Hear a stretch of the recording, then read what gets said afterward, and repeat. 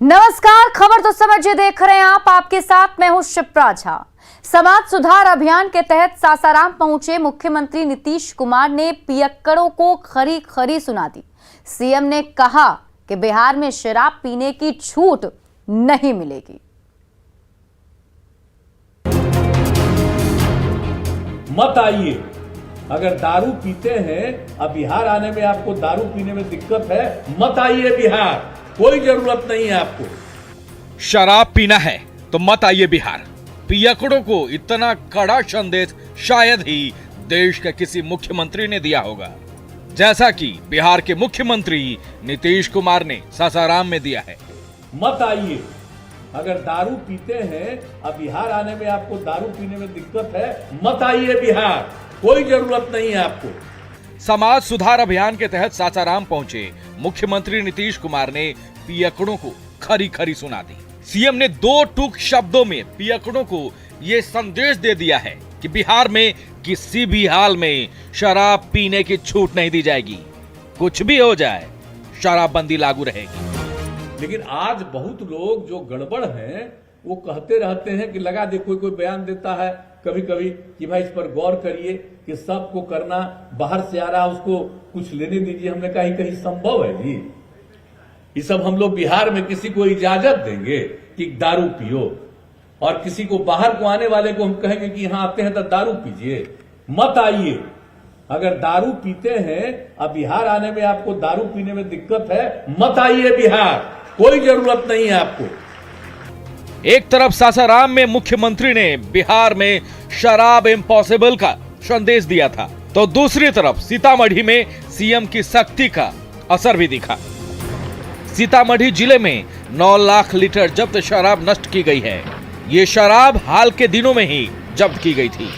आप खुद तस्वीरों में देख सकते हैं कि कितनी संख्या में शराब की बोतलों को बुलडोजर ने चकनाचूर कर दिया। सीतामढ़ी के बथनाहा प्रखंड के हाइड्रा मिल में, और आप तस्वीर देख सकते हैं किस तरीके से शराब माफियाओं के मंसूबों को चकनाचूर किया जा रहा है, और जो शराब बरामद हो रहा है उस पर बुलडोजर चलाने का काम किया जा रहा है। आप तस्वीर देख सकते हैं बथनाहा के इस हाइड्रा मिल में अब तक 9 लाख लीटर शराब का विनष्टीकरण किया जा चुका है। मतलब साफ है, बिहार में शराब पीने नहीं देंगे, शराब पियोगे तो छोड़ेंगे नहीं, और जो गड़बड़ करेंगे वो सलाखों के पीछे होंगे। न्यूज़ 18 के लिए सासाराम से संजय और अजीत के साथ सीतामढ़ी से राकेश रंजन की रिपोर्ट। अब आप खबर तो समझिए। शराबबंदी सीएम नीतीश कुमार के दिल के बहुत ही करीब है। महिलाओं की मांग पर सीएम ने शराबबंदी लागू की। अप्रैल 2016 को बिहार में पूर्ण शराबबंदी लागू कर दी गई। शुरू में अगर बात की जाए तो शराबबंदी काफी सफल भी रही। शराबबंदी को लेकर महिलाओं ने नीतीश की खूब सराहना की। शराबबंदी को लेकर सबसे बड़ी मानव श्रृंखला भी बिहार में ही बनी थी, लेकिन धीरे धीरे अधिकारी लापरवाही बरतने लगे। और अगर हाल के दिनों की बात करें तो हाल के दिनों में जहरीली शराब से कई लोगों की मौत हुई, जिसके बाद सीएम नीतीश कुमार शराबबंदी की महासमीक्षा उन्होंने की और शराबबंदी को लेकर तमाम निर्देश जारी किए गए। अधिकारियों की जिम्मेदारी तय की गई। चौकीदार से लेकर डीजीपी तक को हिदायत दी गई। के पाठक को मद्य निषेध विभाग का एक बार फिर से अपर मुख्य सचिव बना दिया गया, और इसका असर भी अब दिखने लगा है। पूरे राज्य भर में ताबड़तोड़ छापेमारी की जा रही है। भारी मात्रा में विदेशी शराब को जब्त किया जा रहा है, उन शराबों को नष्ट भी किया जा रहा है। साथ ही देसी शराब की भट्टियों को भी जगह जगह पर ध्वस्त किया जा रहा है। शराब माफिया को सलाखों के पीछे भेजा जा रहा है। जो 60 गांठ वाले अधिकारी हैं उन पर भी कड़ी कार्रवाई की जा रही है। लेकिन मुख्यमंत्री का ये मानना है कि कड़ाई के साथ साथ जन जागरण बेहद जरूरी है। इसके लिए नीतीश कुमार ने ये समाज सुधार अभियान की शुरुआत की, जो समाज सुधार अभियान 15 जनवरी तक चलेगा। और इसी समाज सुधार अभियान के तहत नीतीश कुमार सासाराम पहुंचे थे। सासाराम ने सीएम में पियक्कड़ों को लेकर खरी खरी सुना दी। नीतीश ने यह भी कहा कि बिहार में शराब संभव नहीं है और जिनको पीने में दिक्कत हो रही है वो बिहार ना आए। बिहार में आपको जैसे लोगों की जरूरत बिल्कुल भी नहीं है। इस बयान के बाद नीतीश ने उन सभी लोगों को संदेश भी दे दिया कि शराब की छूट कभी नहीं मिलेगी। बढ़ते हैं आगे और अब बात बेटियों की शादी की उम्र 18 साल की बजाय 21 साल होनी चाहिए। इस बात को लेकर देश में बहस चल रही है। अब इस बहस के बीच एक बार फिर प्रधानमंत्री नरेंद्र मोदी ने बेटियों की शादी 21 साल में करने के फैसले की वकालत की, तो वहीं बिहार के मुख्यमंत्री नीतीश कुमार ने भी इस पर खुशी जताई है।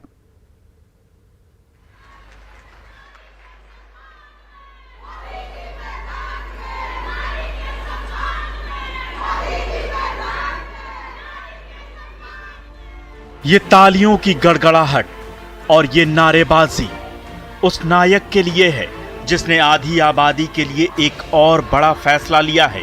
पीएम ने हिमाचल प्रदेश के मंडी में बेटियों की शादी की उम्र 18 साल से बढ़ाकर 21 साल करने के अपने फैसले का जिक्र किया, जिसके बाद पूरा सभा स्थल तालियों से गूंज उठा। बेटा बेटी एक समान। हमने तय किया है कि बेटियों की शादी की उम्र भी वही होनी चाहिए जिस उम्र में बेटों को शादी की इजाजत मिलती है। देखिए, सबसे ज्यादा तालियां हमारी बहनें बजा रही है।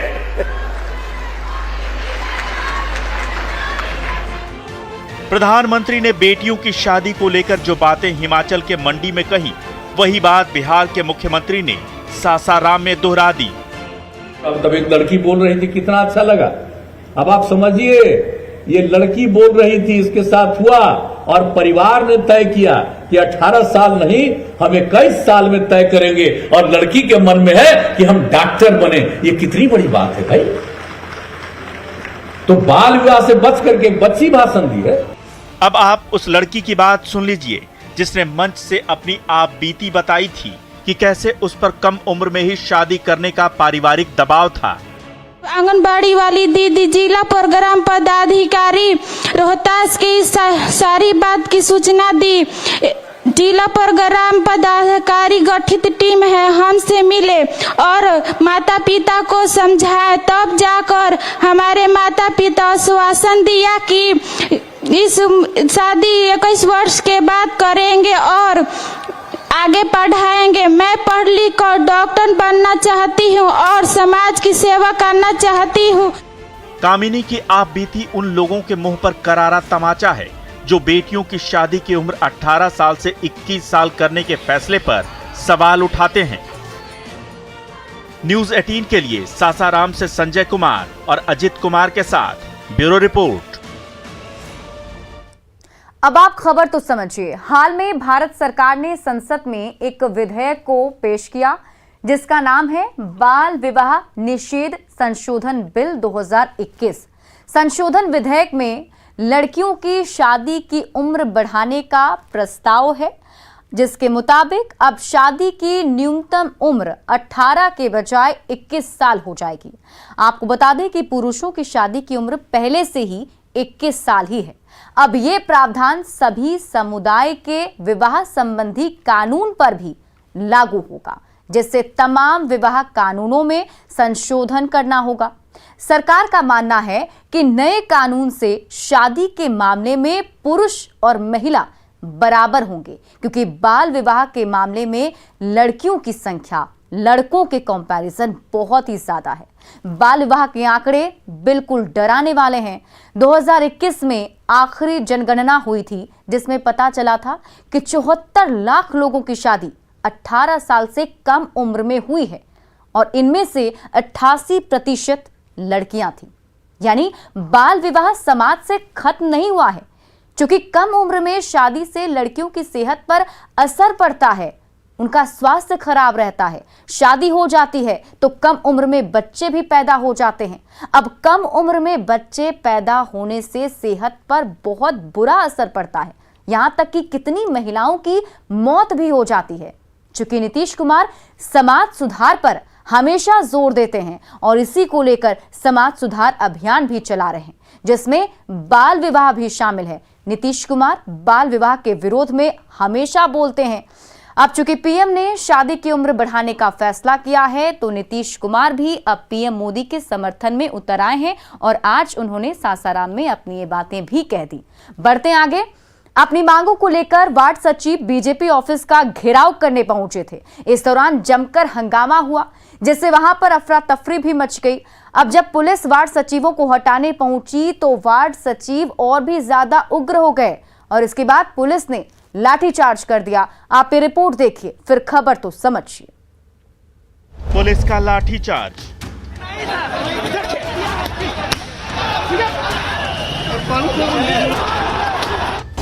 प्रदर्शनकारियों को खदेड़ती पुलिस,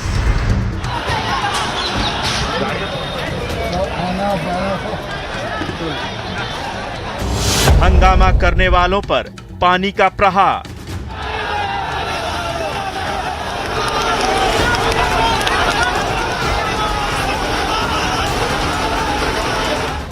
सोमवार की दोपहर को पटना में बीजेपी दफ्तर के बाहर का नजारा जंग के मैदान जैसा दिखा।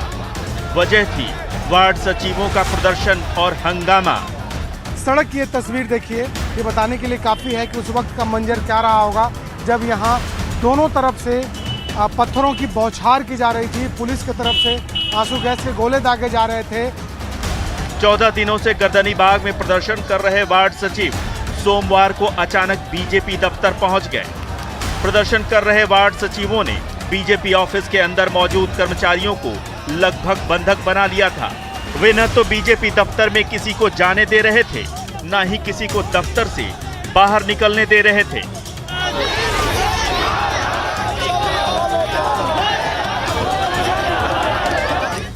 पुलिस ने प्रदर्शनकारियों को समझाने की कोशिश की तो प्रदर्शनकारी उग्र हो गए और पुलिस पर पथराव शुरू कर दिया। इससे पुलिस के साथ साथ आम लोगों की गाड़ियां भी क्षतिग्रस्त हो गईं।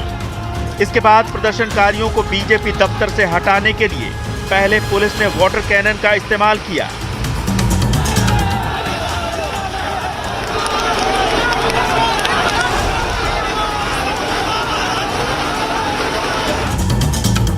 फिर प्रदर्शनकारियों को भगाने की कोशिश की, आंसू गैस के गोले तक छोड़े।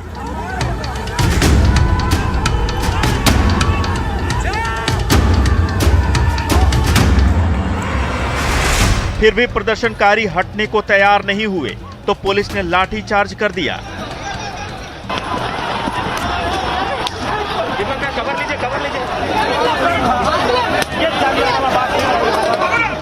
जिससे वहां पर काफी देर तक अफरा तफरी का माहौल बन गया, लेकिन कुछ देर बाद स्थिति नियंत्रण में आई। दरअसल राज्य भर के वार्ड सचिव मानदेय और स्थायी नौकरी की मांग कर रहे हैं। न्यूज़ 18 के लिए पटना से शैलेंद्र की रिपोर्ट। अब आप खबर तो समझिए कि वार्ड सचिव हैं कौन, इनकी मांग क्या है और क्यों पुलिस को लाठी चार्ज करनी पड़ी। बिहार में कुल 1,14,691 वार्ड सचिव हैं, जिनकी नियुक्ति 4 साल पहले की गई थी। पंचायत सचिव और वार्ड सदस्य ने वार्ड सचिवों की नियुक्ति की थी। वार्ड सदस्य के पद पर नियुक्ति के लिए मैट्रिक पास होने की योग्यता जरूरी थी। इनका काम पंचायतों में सहयोग का था। बाद में लोकसभा और विधानसभा चुनाव में वार्ड सचिवों की ड्यूटी भी लगाई गई, मतलब उस वक्त भी इनसे काम कराया गया। 7 निश्चय योजना में भी वार्ड सचिवों से सेवा ली गई। जल नल योजना में भी सेवा देने का वार्ड सचिव दावा करते हैं। हालांकि इनकी नियुक्ति 2 साल के लिए ही हुई थी, लेकिन सेवा 4 साल तक के लिए बहाल रही, जिसकी वजह से इनके मन में मानदेय और वेतन की उम्मीद जग गई। बाद में पूर्व पंचायती राज मंत्री कपिल देव कामत ने एक घोषणा भी की थी, जिसमें पंचायत वार्ड सचिवों को 4,000 रुपए मासिक देने की बात कही गई थी, लेकिन घोषणा पर अमल नहीं हुआ। वार्ड सचिवों को मानदेय नहीं मिला, लेकिन हाल ही में पंचायत चुनाव हुए हैं, इसलिए जरूरी है कि नए वार्ड सचिवों की नियुक्ति हो। अब 13 दिसंबर को पंचायती राज विभाग ने एक पत्र भी जारी किया, जिसमें इन सभी वार्ड सचिवों को सेवा मुक्त कर दिया गया है और कहा गया है कि 15 जनवरी से नए वार्ड सचिवों की नियुक्ति होगी। अब सेवा मुक्त किए जाने से वार्ड सचिव काफी ज्यादा आक्रोशित हो गए हैं।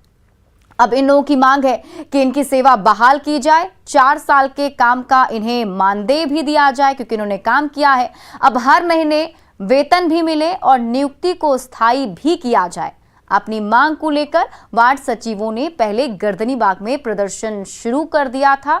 सोमवार को वार्ड सचिव बीजेपी दफ्तर पहुंची और एक तरह से बीजेपी दफ्तर को बंधक बना लिया था। वार्ड सचिवों को समझाने के लिए मौके पर पुलिस पहुंची तो प्रदर्शनकारी पथराव करने लगे, जिसके बाद पुलिस ने भी बल का प्रयोग किया और वहां से उन सभी को खदेड़कर भगाया गया है।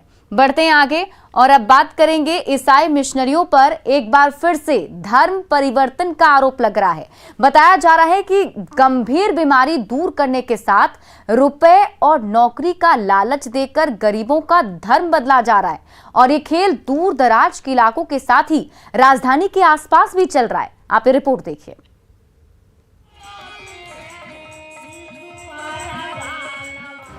भोजपुरी भजन पर झूम रही ये महिलाएं भजन संध्या या जागरण में शामिल नहीं हो रही हैं। तस्वीरें ईसाई मिशनरीज की प्रार्थना सभा की है। आरोप है कि गंभीर बीमारियों के इलाज के नाम पर गरीब लोगों का धर्म बदला जा रहा है। किसी को बीमारी का डर दिखाया जा रहा है तो किसी को अंधविश्वास का डर दिखाया जाता है। धर्म के नाम पर लोगों को पॉजिटिव मैसेज दिया जा रहा है। खास करके क्रिश्चियन जो ये मतलब वाले हैं, ये लोगों को गुमराह कर रहे हैं धर्म के नाम पे। बताया जा रहा है कि उत्तर प्रदेश में सख्ती के बाद ईसाई मिशनरियां बिहार यूपी सीमा पर सक्रिय है और बगहा के दूर दराज के इलाकों पर उनकी नजर है। हालांकि ऐसा नहीं है कि सिर्फ दूर दराज के इलाकों में ही धर्म परिवर्तन का खेल चल रहा है। पटना से सटे बाढ़ के लोग भी ईसाई मिशनरियों पर आरोप लगा रहे हैं। बाढ़ के ढीबर पंचायत के एक युवक ने बताया कि ईसाई बनने के लिए उसे रुपए देने के साथ नौकरी का प्रलोभन भी दिया जा रहा है। तो एक महिला ने पुलिस के सामने ही धर्म परिवर्तन के लिए प्रलोभन दिए जाने की बात कही। चूड़ी नहीं पहनना है, सिंदूर टिकली नहीं करना है, ये सब कुछ नहीं करना है। तो उससे क्या हो जाएगा? में जुड़ जाए हो ना तो तोरा मिलता मतलब धान दौलत बेटा बेटी सब कुछ हो जाता। ढीबर पंचायत के लोगों का कहना है कि जिस जगह पर गांव के लोग सालों से पूजा करते हैं, वहां रविवार को ईसाई धर्म के लोग प्रार्थना करते हैं, जिससे माहौल बिगड़ रहा है। पहले भी बांका और सीमांचल के जिलों में धर्म परिवर्तन की खबरें आई हैं। सवाल है कि क्या ईसाई मिशनरियां पूरे बिहार में धर्म परिवर्तन का खेल खेल रही है और प्रशासन मौन है? न्यूज़ 18 के लिए बगहा से मुन्ना राज और बाढ़ से अनिरुद्ध की रिपोर्ट। अब आप खबर तो समझिए, बिहार में सालों से धर्मांतरण का खेल चल रहा है। करीब 6 साल पहले भी यही हुआ था। धर्मांतरण का खेल 2015 में भी सारण और गया में हुआ था। धर्मांतरण गया के मानपुर प्रखंड के खंजापुर गांव में हुआ था। धर्मांतरण गांव के 500 लोगों ने हिंदू धर्म छोड़कर बौद्ध धर्म को अपना लिया था। सारण के गड़खा प्रखंड के कुदर बाधा गांव में धर्मांतरण किया गया था। बैकुंठपुर में दर्जन भर गांव के लोगों ने भी अपना धर्म परिवर्तन कर लिया था। करीब 1,500 दलित बौद्ध धर्म के लिए बन गए थे और धर्मांतरण के पीछे अंधविश्वास की सबसे बड़ी भूमिका रही है और इसका अंधविश्वास का डर दिखाकर और प्रलोभन देकर लोगों से धर्मांतरण कराया जा रहा है और ये खेल अब भी चल रहा है। और फिलहाल इस बुलेटिन में अभी के लिए बस इतना ही, लेकिन न्यूज़ 18 बिहार झारखंड पर खबरों का सिलसिला लगातार जारी है।